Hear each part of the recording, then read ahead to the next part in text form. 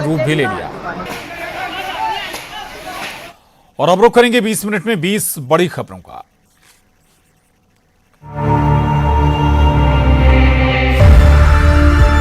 बैतूल के मांडवी गांव में बोरवेल में गिरे 6 साल के मासूम तन्मय का रेस्क्यू किया जा रहा है। तन्मय घंटों से गहरे बोरवेल में फंसा है। सबकी सांसें अटकी हैं। भूखी प्यासी मां दुआएं कर रही है। पिता प्रार्थना कर रहे हैं। रेस्क्यू का काम युद्ध स्तर पर जारी है। बोरवेल के पास सुरंग बनाने के लिए खुदाई भी की जा रही है। खेलने के दौरान तन्मय खुले बोरवेल में जा गिरा था। परिजनों ने इसकी सूचना प्रशासन को दी, जिसके बाद तन्मय के रेस्क्यू का अभियान शुरू किया गया। रेस्क्यू टीम के साथ प्रशासन के आला अधिकारी भी मौजूद हैं। सबका यही प्रयास है कि तन्मय को सुरक्षित बोरवेल से बाहर निकाल लिया जाए। तन्मय को बोरवेल में गिरे घंटों बीत गए हैं। रेस्क्यू टीम इसे बोरवेल से निकालने का प्रयास कर रही है और बेबस माता पिता जिगर के टुकड़े की सलामती के लिए प्रार्थना कर रहे हैं।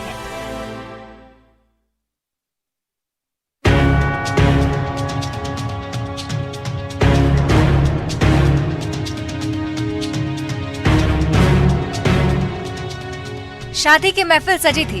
मध्यम संगीत गूंज रहा था। मेहमानों की आवभगत में लोग व्यस्त थे। बाकी एक शादी समारोह में क्या होता है आप जानते ही हैं। कुछ ऐसा ही नजारा भोपाल के चोला थाना इलाके के एक मैरिज हॉल में भी था। रात के करीब 10 बज रहे होंगे। इस बीच एक ऐसा वाकया हुआ जिसके बाद हड़कंप मच गया।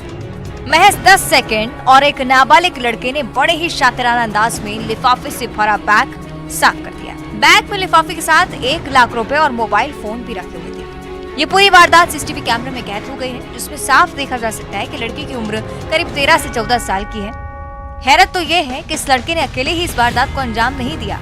किसी को शक न हो इसलिए लड़के को चूना लगाया, लेकिन उसके बैकअप के लिए 3 अन्य लोग भी बारात के वेश में हॉल में मौजूद थे और इधर पीड़ित गुहार लेकर थाने भी पहुंचा है। उसका आरोप है कि पुलिस FIR दर्ज नहीं करेगी।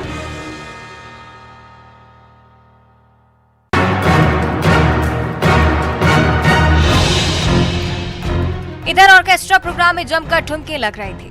लोग झूम रहे थे। दूसरी तरफ पार्किंग में भीषण आग लग गई। किसी को अंदाजा भी नहीं था कि कार्यक्रम में ऐसे खलल पैदा हो सकते हैं। देखते ही देखते 1 दर्जन से ज्यादा बाइक आग की जद में आ गई और जलकर खाक हो गई। सभी बाइक पार्किंग में ही खड़ी थी, जिनसे जानने वाले और रिश्तेदार कार्यक्रम स्थल पर पहुंचे थे। आग लगने के कारणों का पता नहीं चल सका है, लेकिन तस्वीरें डराने वाली हैं। देखिए कैसे आग की लपटों के बीच बाइक धू धू कर जल रही है। देखने से ये नजारा फिल्मी से कम नहीं नजर आ रहा है, लेकिन जशपुर जिले के मनोरा चौकी के घाघरा की इस घटना के बाद असामाजिक तत्वों की तरफ शक की सुई घूमती नजर आ रही है। दरअसल स्थानीय विधायक के पिता की स्मृति में इस कार्यक्रम का आयोजन किया गया था।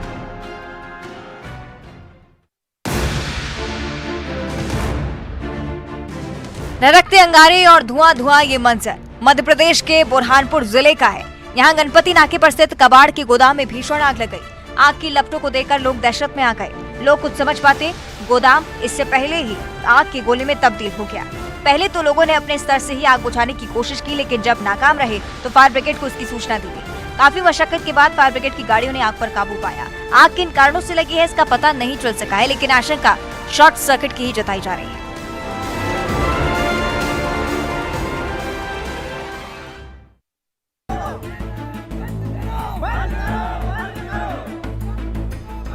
उज्जैन शहर के महाकाल थाना क्षेत्र में शिप्रा नदी किनारे कार्तिक मेले में हुई बहन के साथ छेड़छाड़ के मामले में भाई की हत्या के बाद लोगों का आक्रोश देखने को मिला है।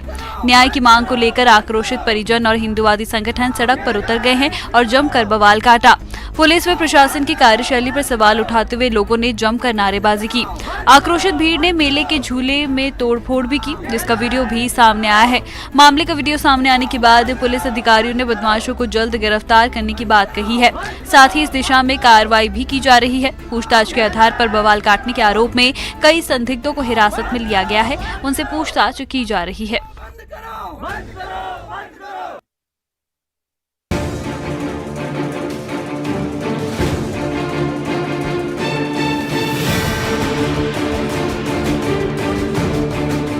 स्क्रीन पर दिख रही हादसे की तस्वीरें किसी रफ्तार के कहर के कारण नहीं, बल्कि नशे में धुत एक ड्राइवर के कारण हुआ है।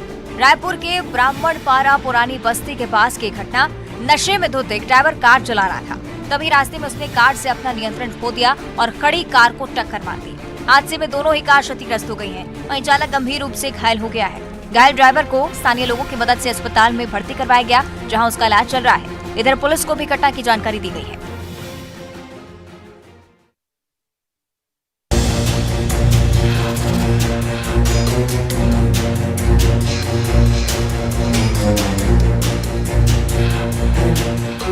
मध्य प्रदेश के अलग अलग जिलों में चेन स्नैचिंग और छिनतई जैसे कई सारे मामले लगातार सामने आ रहे हैं। आए दिन कहीं मोबाइल तो कहीं पैसे छीने जाने का मामला सामने आया है। धार जिले से भी एक ऐसी ही घटना सामने आई है, जहां राह चलते महिला से बाइक सवार 2 उचक्कों ने चेन चपटी और फरार हो गए। घटना बंदी छोड़ बाबा इलाके की बताई जा रही है। मिली जानकारी के अनुसार महिला शादी समारोह से लौट रही थी, तभी सामने से आ रहे बदमाशों ने महिला के गले से सोने के हार को झपट लिया।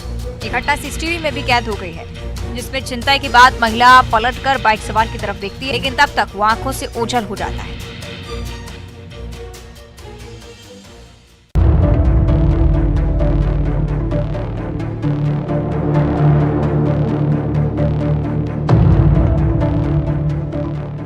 छत्तीसगढ़ का कोरबा जिला वन्य जीवों के लिए बहुत ही अनुकूल माना जाता है। यही कारण है कि जिले के ग्रामीण और शहरी क्षेत्रों में आए दिन अनोखे और बेहद जहरीले सांप निकलने की सूचना मिलती रहती है। हाल ही में ठंड में ये सिलसिला काफी कम होता नजर आया, लेकिन ठंड से बचने के लिए कभी कभी सांप धूप सेकने के लिए रिहायशी इलाकों का रुख करते हैं। एक ऐसा ही मामला रजगावा रोड स्थित डीएफओ बंगले में भी देखने को मिला है। बंगले में सांप दिखने के बाद से ही हड़कंप मच गया। बताया जा रहा है कि वो सांप गेहूवान सांप है। इसकी सूचना स्नेक रेस्क्यू टीम प्रमुख जितेंद्र सारथी को भी दी गई। बताया गया है कि ये सांप जहरीला नहीं होता है। सांप निकलने का एक और मामला बुधवारी वीआईपी बाईपास रोड से सामने आया, जहां एक अजगर सड़क पार करता दिखा है। अजगर के चलते काफी देर तक यातायात विवादित रहा। वहीं दूसरी तरफ लोगों ने इसका वीडियो भी बनाया।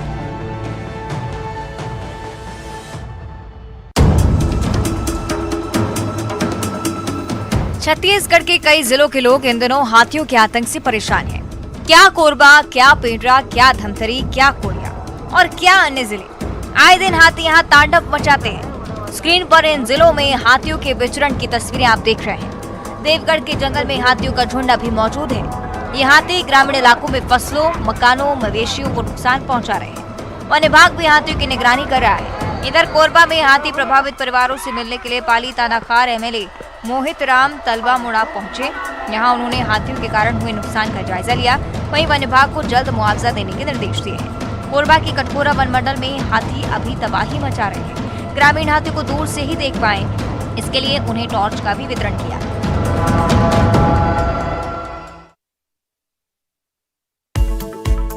श्रेणी के साथ विचरण करते उसके 3 शावक मध्य प्रदेश के ग्वालियर के चिड़ियाघर की तस्वीरें काफी सुखद लग रही हैं। ये शावक शेरनी परी के हैं। इनमें 2 नर और 1 मादा है।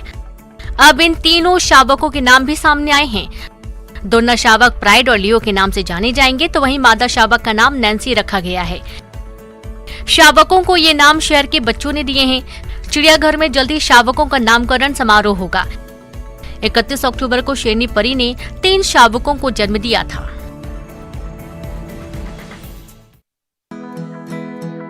जुनून इंसान को वहां पहुंचा देता है जिसका अंदाजा लगाना मुश्किल है। कुछ ऐसा ही हुआ है मध्य प्रदेश के छतरपुर के एक हीरा मजदूर के साथ। हुक्मन अहिरबार हीरा पाने के जुनून में पन्ना पहुंचकर खदान लगाया, लेकिन वह घाटे में चला गया और धीरे धीरे उनकी 2.5 एकड़ जमीन भी बिक गई। बीच बीच में उसे छोटे छोटे 8 हीरे मिले, लेकिन जमीन जायदाद का बिकना जारी रहा। हुक्मन अहिरबार का जुनून कम नहीं हुआ और उसकी किस्मत ने पलटी मारी। अब उसे 4.5 कैरेट का बेशकीमती हीरा मिला है।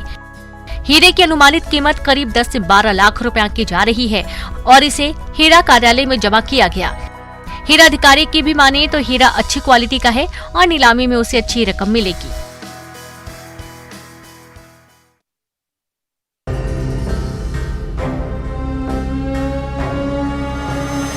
सीएम भूपेश बघेल का अलग अंदाज तो आपने देखा ही होगा, कभी चौपाल में तो कभी खेलते हुए, लेकिन ये तस्वीर कुछ अलग है। माथे पर त्रिपुंड तिलक लगाए मुख्यमंत्री भूपेश बघेल पहुंच गए हैं पान की दुकान पर। यहां अपने समर्थकों के साथ मुख्यमंत्री एक पान की दुकान में गए और पान खाया।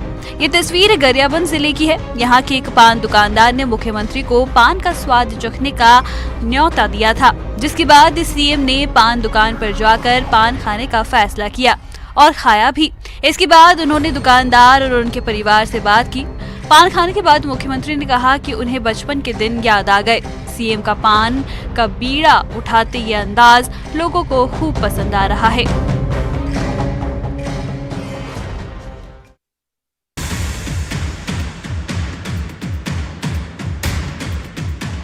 प्रेमी और प्रेमिका की भागकर शादी करने का मामला कोई नया नहीं है, लेकिन मध्य प्रदेश के बैतूल जिले में मर्जी के खिलाफ सगाई से नाराज युवती शादी के कई दिन बाद भागकर अपनी प्रेमी के पास चली गई।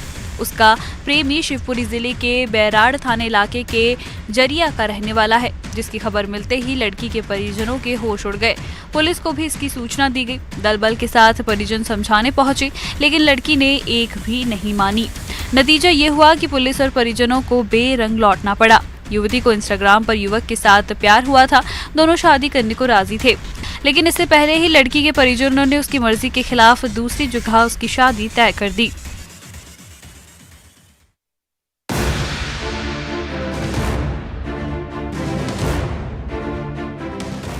छत्तीसगढ़ में इन दिनों धान की खरीदारी की जा रही है और इस बीच धान का काला कारोबार भी देखने को मिल रहा है। ये अलग बात है कि प्रशासन धान की कालाबाजारी और अवैध तरीके से खरीदी बिक्री पर लगाम लगाने का दावा तो करता है, लेकिन माफिया को इसकी कोई परवाह नहीं है।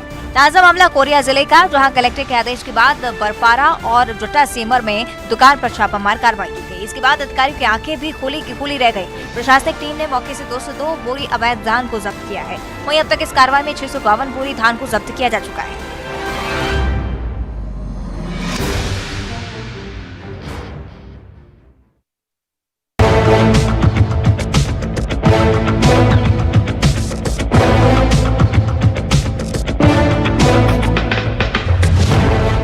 खस्ता हाल सड़क को देख रहे हैं आप, जहां गाड़ियां तो छोड़िए, पैदल चल पाना भी जोखिम भरा है।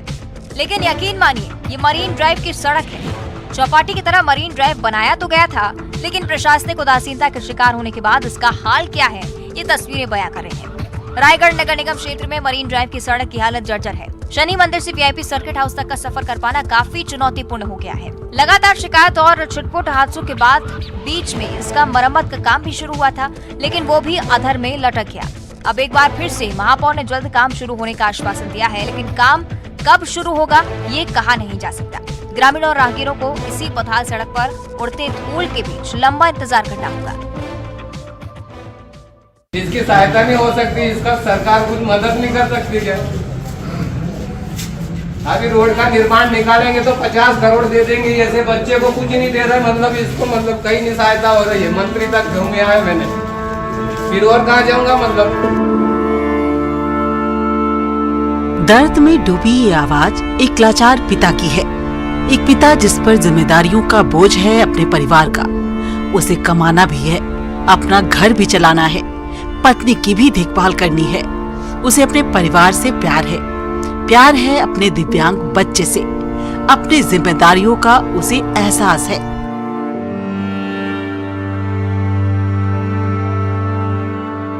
तभी तो वो अपने जिगर के टुकड़े को कांधे पर उठाए दर दर की ठोकरें खा रहा है, ताकि उसके बच्चे को एक ट्राइसिकल मिल जाए।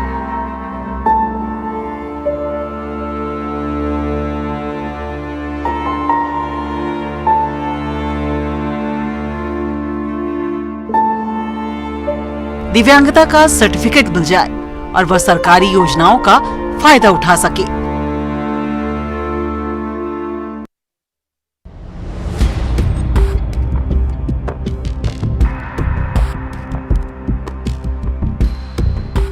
ग्वालियर में पत्नी से पीड़ित पतियों की तादाद बढ़ रही है। पत्नियों के सितम की शिकायत लेकर पति पुलिस के पास पहुंच रहे हैं। पुलिस के पास अब तक ऐसे 15 मामले सामने आए हैं। मुरैना के रिठौरा के पास एक गांव में रहने वाले प्लम्बर संजय सिंह उन्हीं पीड़ित पतियों में से एक हैं। इनकी शादी 2.5 साल पहले ग्वालियर के महलगांव इलाके में रहने वाली पूजा से हुई थी। पत्नी से पीड़ित संजय का कहना है कि शादी के थोड़े दिन बाद से पूजा और उसमें विवाद होने लगा। पूजा उसके माता पिता का सम्मान नहीं करती थी। ऐसे में एक दिन पूजा ने उसके माता पिता को भला बुरा कहा तो संजय ने उसे थप्पड़ मार दिया, जिसके बाद उसके मायके में संजय पर ससुराल वालों ने हमला किया। संजय का कहना है कि उसकी आंखों में मिर्च डाल दी गई और सास ससुर साले सहित पत्नी पूजा ने भी पिटाई की। जिसके बाद संजय एसपी ऑफिस पहुंचकर इंसाफ की गुहार लगा रहे हैं।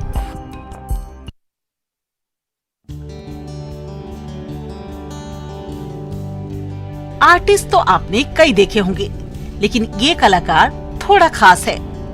अपनी उंगलियों से अपनी कला का जादू बिखेरते, खाने पीने की चीजों से आकर्षक पेंटिंग बनाते हैं। ये सिंटू मौर्य हैं, जिनके हुनर को देखकर आप भी दांतों तले उंगलियां दबाने को मजबूर हो जाएंगे। सिंटू मौर्य खाने पीने की चीजों से इतनी सुंदर पेंटिंग बना लेते हैं कि उस पर से नजर हटा पाना किसी के लिए भी मुमकिन नहीं होता। अपने इस अनूठे हुनर के चलते सिंटू ने अपनी अलग पहचान बना ली है।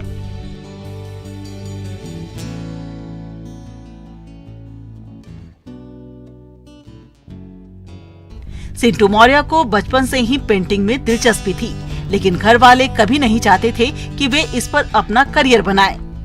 परिवार वालों ने उसे रोकने की हर संभव कोशिश की, लेकिन समय के साथ पेंटिंग से उनकी दोस्ती लगातार गहरी होती गई। कभी घर से बाहर तो कभी घर वालों से छुपकर सिंटू अपनी पेंटिंग के हुनर को तराशते रहे। आज इसी का नतीजा है कि दुनिया उनकी फिंगर पेंटिंग की कायल है। सोशल मीडिया में भी सिंटू के हजारों फॉलोअर हैं। वहीं वक्त के साथ उनकी पेंटिंग की डिमांड भी बढ़ रही है। देश के कोने कोने से उन्हें ऑर्डर मिल रहे हैं, जिससे अच्छी खासी कमाई भी हो रही है।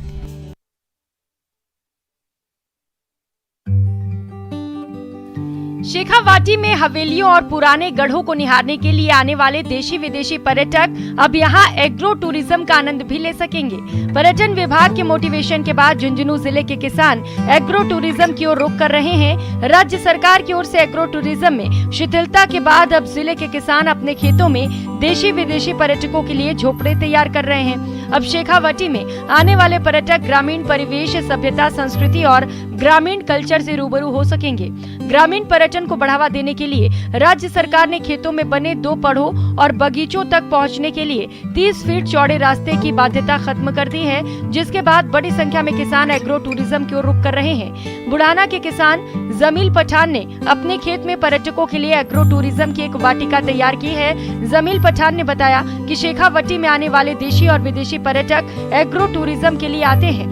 एग्रो टूरिज्म में किसानों की आय का जरिया भी बढ़ेगा और साथ ही यहाँ ग्रामीण क्षेत्र में रोजगार के अवसर भी लोगों को प्रदान होंगे। ग्रामीण पर्यटन को भी बढ़ावा मिलेगा।